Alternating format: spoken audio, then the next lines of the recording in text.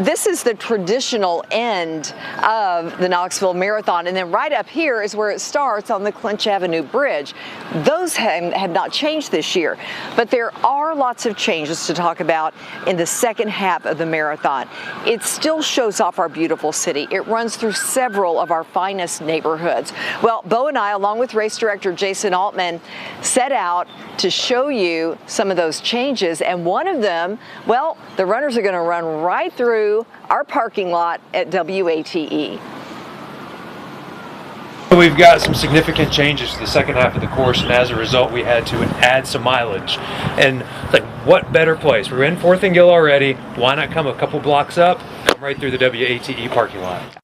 So one of the big reasons why so many changes for the full marathon runners this year is because the Gay Street Bridge is closed. You see all the signs here. So Jason, how are you getting around that? Well, you know, we love going into all our neighborhoods, and Island Home is important, so we wanted to continue to utilize Island Home as part of our race course. Previously, we took the James White Parkway to get into the neighborhood, and we came back on Gay Street Bridge. With it being closed both to pedestrians and vehicles, we had to get creative. So we're doing similar to what the bike race did, is we're going to go in to Island Home via the James White Parkway and come back on the opposite side of James White Parkway to get us back across the river, and then we're able to get off in Riverside Drive.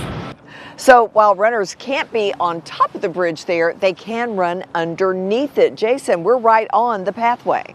Yeah, so we've exited Island Home, we've come back across the river, we're on the north side. Runners have come down from James White Parkway all the way this way on the Kneeling Greenway, taking the sidewalk past Calhoun's on the river and heading ever so close towards the finish line. Of course, the sign that the runners are almost done is when they see the Sun Sphere, but how they get here into World's Fair Park and to wrap all of this up, well, will be a little different from what we've seen in the years past. There are some changes, so walk us through what those changes are. Yeah, previous years, everyone has finished coming Clinch Avenue Bridge under the viaduct, finishing at World's Fair Park Drive. New this year, the marathoners and the relay participants will come along Second Creek Greenway, past the base of the Sun Sphere, until they ultimately finish down at the finish line at World's Fair Park. That is where we're going to give them one of these oh my goodness. medals for their efforts. Yes, the only time I'll ever get one of these.